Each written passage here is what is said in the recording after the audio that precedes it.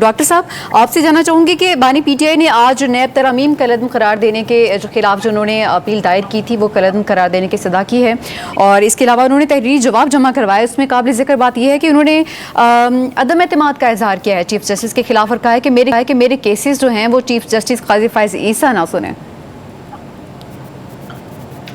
دیکھیے، رضوان صاحب نے بہت ہی خوبصورت طریقے سے جو حقائق ہیں 190 ملین پاؤنڈ کے وہ آپ کے سامنے رکھے۔ جی میں سمجھتا ہوں کہ وہ تقریباً انہوں نے دریا کو کوزے میں بند کر کے آپ کے سامنے رکھا، سب الزامات جو کیس کے حقائق سامنے رکھے۔ اس کے بعد انور رضا صاحب نے بیانات کی امپورٹنس کا ذکر کیا کہ جو کیس چل رہا ہے اس میں جو بیانات دیے جا رہے ہیں وہ کتنے امپورٹنٹ ہیں۔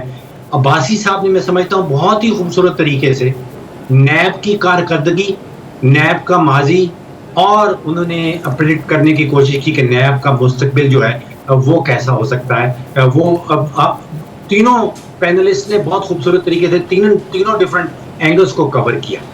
اب دیکھیے، دو ایجنسیز یہاں پہ کام کر رہی ہیں۔ ایک نیشنل کرائم ایجنسی ہے برطانیہ کی، اس نے اپنا کام کر دکھایا۔ اس نے 190 ملین پاؤنڈ جو اس نے سمجھا کہ یہ پاکستانی عوام کا ہے، پاکستانی ریاست کا ہے، وہ اس نے آؤٹ آف کورٹ سیٹلمنٹ کیا اور وہ پاکستان کو واپس بھیج دیا۔ پھر آ جاتی ہے دوسری اکاؤنٹیبلٹی کا ادارہ، وہ ہمارا پاکستان کا ادارہ ہے اور وہ ہے نیشنل اکاؤنٹیبلٹی بیورو۔ اب یہ اماؤنٹ بنتی ہے ریاست کی، یہ اماؤنٹ ہے جو 190 ملین پاؤنڈ واپس آیا ہے، یہ پاکستانی عوام کا پیسہ ہے، اور بانی پی ٹی آئی نے یہ پیسہ ڈائیورٹ کیا ہے۔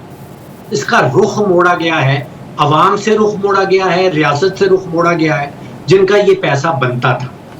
اب میں آپ کو بتاؤں، آپ کو حیرانگی ہوگی کہ نیب کا جو کنوکشن ریٹ ہے کرمنل کیسز میں، وائٹ کالر کرمنل کیسز میں، وہ کوئی 8-9% سے زیادہ نہیں ہے۔ تو ایک تو یہ مستقبل ہے جس کی طرف عباسی صاحب ذکر کر رہے تھے کہ 92% کیس تو نیب سے ثابت ہی نہیں ہو پاتے۔ اب ڈھونڈنا یہ ہے، اصل سوال جو بنتا ہے کہ نیب اتنی بری طرح فیل کیوں ہوتا ہے۔ دیکھیے، وائٹ کالر کرائم کا مسئلہ ہے، وائٹ کالر کرائم کے کیسز ہیں، بہت کمپلیکیٹڈ کیسز ہوتے ہیں۔ نیب کے پاس نہ تو وائٹ کالر کرائم کے اسپیشل پروزیکیوٹرز ہیں، نہ نیب کے پاس فورینزک اکاؤنٹنٹس ہیں، نہ نیب کے پاس کوئی فائنینشیل انویسٹیگیشن کے ایکسپرٹس ہیں۔ تو الزام تو لگا دیتا ہے، اور الزام کے ان الزامات کے پیچھے جو حقائق ہیں وہ رضوان رضی صاحب نے آپ کے سامنے رکھ دیے ہیں، لیکن کرمنل کیسز چلانا اور ان کو ثابت کرنا اور بیونڈ اینی ریزنیبل ڈاؤٹ ثابت کرنا، یہ نیب کے پاس نہ تو کیپیسٹی ہے نہ کیپیبلٹی ہے۔ تو یہ کیس جو ہے اس میں نیب کی کیپیبلٹی اور اس کی کیپیسٹی کے اوپر ڈیپینڈ کرتا ہے کہ یہ الزامات ثابت ہو پائیں گے یا نہیں، اور جو ماضی ہے نیب کا وہ اس طرف اشارہ دیتا ہے کہ شاید وہ اس میں کامیاب نہیں ہو پائے گا۔ اچھا، ایک بات جو ہے وہ میں تھوڑی سی at the cost of repetition عرض کرنا چاہ رہا ہوں۔ عامر سعید عباسی صاحب سے بڑے احترام کے ساتھ اختلاف نہیں کر رہا، میں ان کی بات کو آگے بڑھانا چاہ رہا ہوں۔ وہ یہ ہے کہ میاں نواز شریف ہوں یا شہباز شریف ہوں، ان کی ایگزونریشن پاکستانی عدالتوں سے نہیں ہوئی۔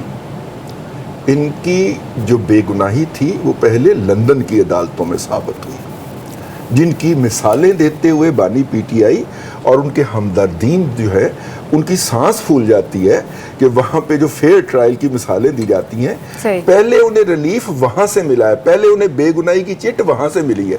اب اگر ایک عالمی یا غیر ملکی عدالت نے ایک الزام کے اندر ایک بندے کو بے گناہ قرار دے دیا ہے، اور آپ پہلے اس کو اینٹی کرپشن کے ذریعے وہ الزام تحقیقات کرواتے ہیں، پاکستان کے اندر پاکستان کی عدالتیں تمام تر ہاسٹائل ایٹماسفیئر کے اندر اس بندے کو بے گناہ قرار دے دیتی ہیں، پھر آپ وہی الزام اٹھا کے ایف آئی اے کے پاس لے جاتے ہیں اور پھر اسی الزام کے اندر اس بندے کو دوبارہ پکڑ لیتے ہیں۔ بھئی دنیا کا پرنسپل ہے کہ جب قانون کا کہ جب ایک الزام کے تحت کوئی شخص ایک دفعہ کسی بھی انویسٹیگیشن ادارے کو بھگت لے تو پھر اس کے اوپر یا وہ سزا بھگت جائے ایون، پھر اس کے اوپر دوبارہ انویسٹیگیشن اور دوبارہ وہ والی چارج فریم نہیں ہو سکتا۔ ایک تو یہ بات۔ دوسری بات یہ ہے کہ دیکھیے، یہ جو سارا کچھ ہے ہم ہر بات کو کنٹروورشل بنا سکتے ہیں، لیکن اس کے اندر جو سب سے سینسٹیو بات یہ ہے وہ یہ ہے کہ اس وقت ہمیں IMF کے پیکج کی کیوں ضرورت ہے؟ کیونکہ ہم نے دنیا کو دن رات کھڑے ہو کے سٹنگ پرائم منسٹر نے یہ بتایا ہوا ہے کہ یہاں پہ ہر مہینے 10,000 کروڑ ارب ڈالر کی منی لانڈرنگ ہوتی ہے، اور ہر فورم پہ بتایا ہوا ہے اور دنیا نے بلیو کر لیا ہوا ہے، and we are a laughing stock.